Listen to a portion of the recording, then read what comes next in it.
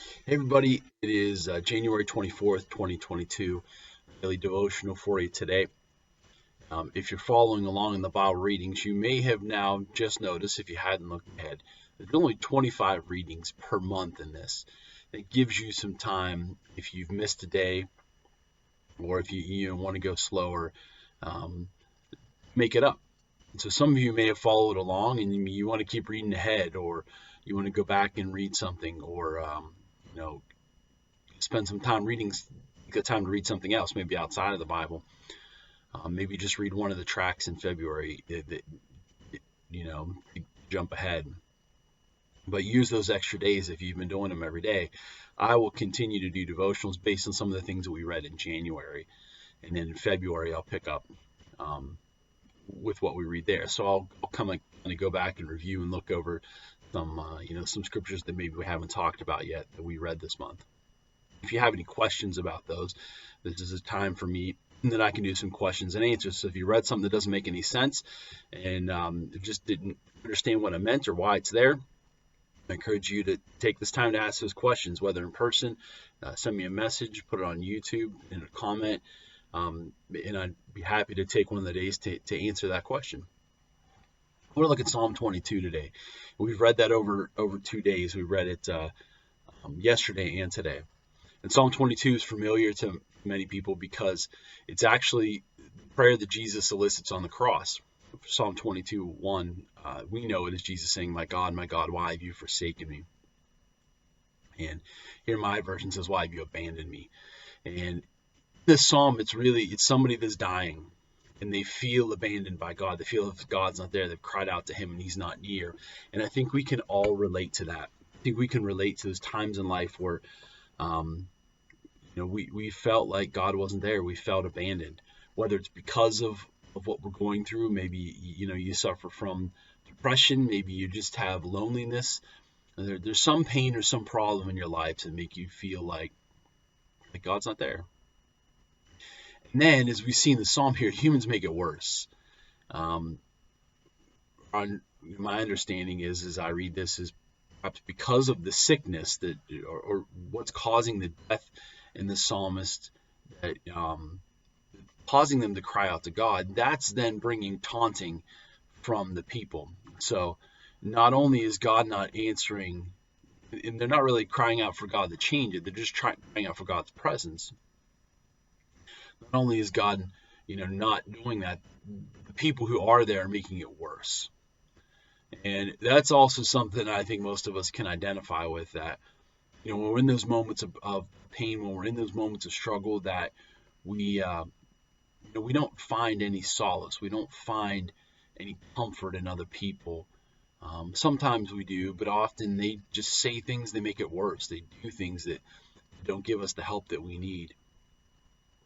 And so as we really read through the psalm and see all the things that are felt by this person who feels abandoned, I feel like it's a prayer that each of us at times in life can really pray, mean, know. Eventually, it really does turn into a prayer, more so than just like a lament. That's what it is at the beginning, a lament. Here's, let me tell you all the things wrong. Eventually, in verse 19, he ends this prayer, Lord, do not stay far away. You are my strength. Come quickly to my aid. So there's this trust. Even though he feels like God isn't there, he knows that he is. Even though he doesn't feel God's help, he knows that God's strength and help are available to him. Never give up on the presence of God in your life. Never let there be a moment where you think that God has truly abandoned you. It's okay to feel that way. It's okay to, in the lowest moments of life, in the greatest pains, have that feeling and ask that question, God, where are you? Because it's not that God isn't there. It's that people around us, the circumstances around us, have clouded our vision of him. And the pain is like a wall. The problem is a wall, a curtain. It's keeping us from seeing him. So we're really crying out to God to lift that veil, to remove that curtain, to open our eyes. Why the prayer so often, Paul's prayer for the church, to open the eyes of your heart. There are things that are keeping you from seeing who God is, from seeing his presence, from seeing his power. Not that he isn't there. So today, if you are in that place where you feel desperate, where you feel desolate, where you feel abandoned, even by God, my prayer is that the veil would be lifted. Light would overcome the darkness in your life. And you could start to see that glimmer of hope. God is there. God does care. And that he does want to work in your life. He will come quickly to your aid. He will save you. It's also encouragement. Stop listening to the negativity that surrounds you.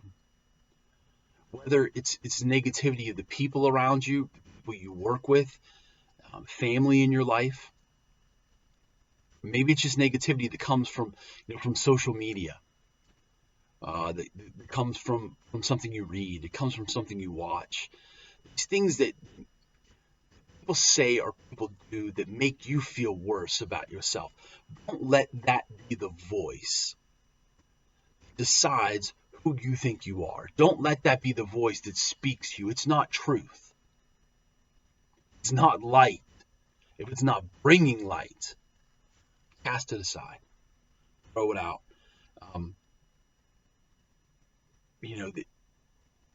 This is also a prophecy of Jesus' crucifixion, and we could go through and we could see all these allusions to it. In the Gospel of John even points it out, the psalm, and that Jesus quotes it on the cross should show us that there's so many things in here that prophesy what happens to him.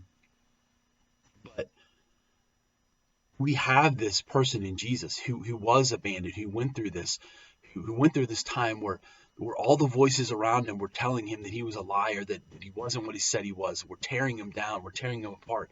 And all Jesus did was continue to love them, continue to forgive them, continue to pray for them, and then even die for them, so that they could know God's presence in the midst of their greatest pains. So be encouraged. Jesus knows what you're going through.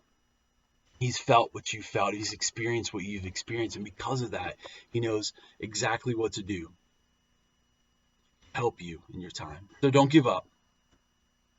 Keep asking for your eyes to be open, for the veil to be lifted, and begin to see God in your life. See him move, see him work, see him draw near to you.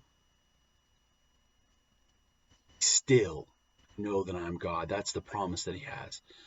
And maybe it's time to stop trying to fix your problems. Just be quiet and wait on the Lord. And maybe it's when you stop moving so much that you'll start to see him, because he's there. I hope that you find that hope, his presence, his love, and his power in your life today.